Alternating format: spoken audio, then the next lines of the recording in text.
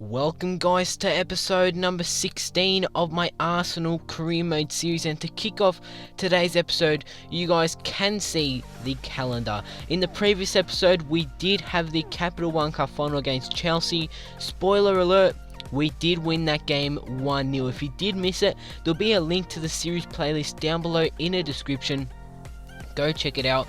Go check out that episode and any other episodes that you may have missed. Guys, you guys can see the league table. We're in third position, but Chelsea do have a game in hand, and if they were to win that game, they will go third. We'll drop down to fourth, but at the moment we are third, and we just have to continue getting wins. And in the next coming of episodes, we will have games against Liverpool, Chelsea, so Manchester United also. So there are still a lot of big teams that we still have to play during this Premier League season, and at the moment we are third, but we have to just maintain that position. So guys, if you do enjoy the video, make sure you go ahead and smash that like button. 100 likes will be insane. Make sure you drop a comment down below that I can personally respond to, and make sure you subscribe so you do not miss any videos from me. Jumping into this game against QPR, the QPR lineup did pop up on your screens, but you guys can take a look on my side.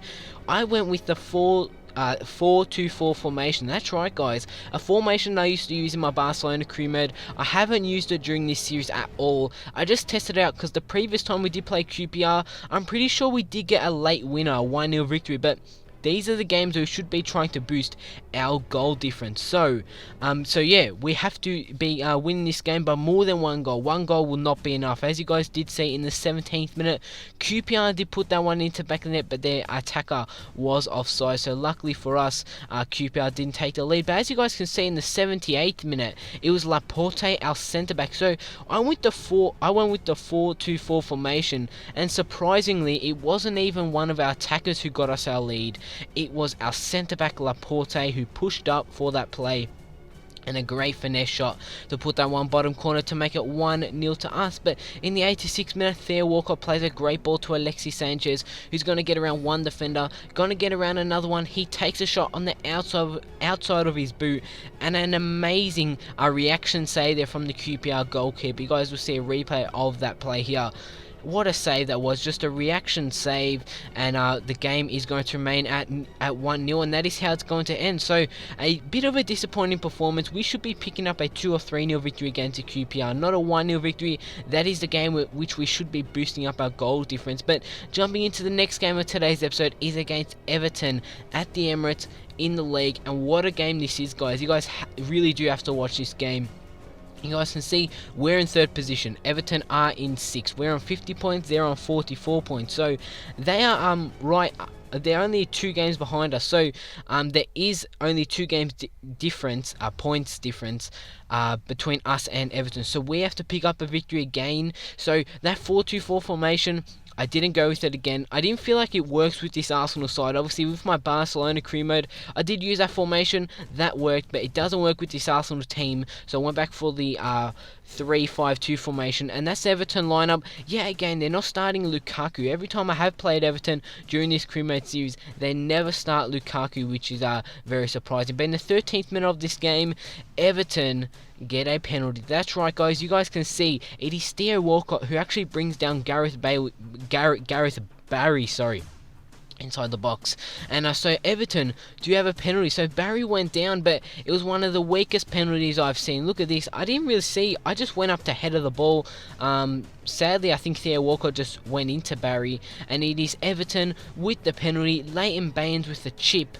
It went over the line, I'm pretty sure, but you guys can see from another angle that goal was an official goal. You guys can see the goal line technology coming into play. Lucky we have that, or else, you know what, I wouldn't have even known if that one was a goal. But yeah, it was well over the line, and Everton take a 1-0 advantage in the first half in this game against us. But not long after that, just before the end of the first half, it is Ross Barkley who puts it into the back of the net for Everton. That one did come off a deflection off Rafael Varane, but it went into the back of the net, and Everton take a 2-0 lead. So I just had to change something.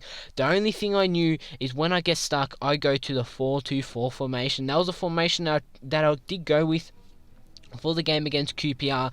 It didn't work out as we only got a 1-0 victory and our centre-back got the winning goal, but I decided to go with it, and as you guys can see in the 61st minute, that formation did come into play as Olivier Giroud does a nice passing play with Jack Wilshere, and he just puts that one into back of the net.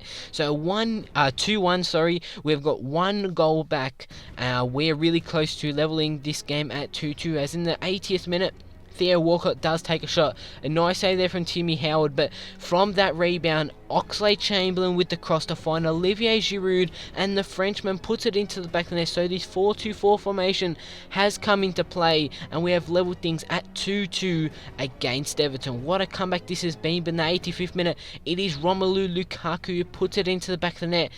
And that's right, guys, Lukaku was offside. You guys are going to see just how much he was offside by. Look at how much he was offside by. Really nothing, to be honest, nothing. And we got let off there, and a full time is going to end 2-2. What a comeback that was against Everton. 2-0 down at half time. The formation changed, and it was Giroud who actually set up the first goal, and he did score the second, which was very nice to see. As we are doing another contract for Kieran Gibbs, he wants a 10,000 raise per week, which I am going to give to him. Important first team player, and an extra 1 year on his contract. But jumping into the final game of today's episode against Roma. This is the second leg at the Emirates in the Champions League round of 16. The first leg away at Roma did end 0-0. So we have to keep a clean sheet, and we need to get that winning goal, which will put us through to the quarterfinals of the Champions League. I have already done the board's expectations. The board expectations were just to reach the knockout stages. I want to get further than that. I want to try and get into the final, but you guys will see what will happen during this episode, if I will get there or not. That was a lineup that I went with for this game. This is the Roma lineup, and taking a look at the Roma lineup, they went with the exact same side as they did for the first game. Jackson Martinez in the striker position with Florenzi and Javinha on the wings. So three really pacey attackers Roma do have. But in the 12th minute of this game, it was actually Roma who had the first chance of the game, as Jackson Martinez, his header does come off the post. We try and clear it out from Mertesacker. Bit of a risky clearance there. Ball falls to Martinez, to Strootman, who takes a shot, and Florenzi there, after a few rebounds, almost puts that one into the back of the net, but he was offside. So even if he did put that one into back of the net, he wouldn't have counted. But in the 39th minute, Jack Wilshere with the shot, a decent save there from Muslera to just put that one over the bar. But in the 40th minute, just before half time, we do have a corner. Ball falls to Per Mertesacker, who plays it to Diaby. Diaby with the shot, and his shot just goes wide of the goal. So great chance there to put ourselves 1-0 in the lead. But in the 50th minute, Jack Wilshere with a chance here just outside the box. His shot just goes wide, but what a chance that was for Jack Wilshere to give us that 1-0 advantage. And Wilshere, ever since he did score that goal against Newcastle to put ourselves in the Capital One Cup final, which we did eventually win, he's been playing insane. His long shots are really, really good. I don't know his long shot stats, but I just know in-game his long shots are very, very nice. And you guys can see most of his long shots are coming close onto goal, but you guys can see it was Roma who had the chance there to make it 1-0 during extra time. So this game did go to extra time. So Roma did have a chance there, but in the second half of extra time, it was Javinho who put it into the back of the net, and Javinho makes it 1-0 for AS Roma, and that is how the game is going to end. Roma beat us 1-0,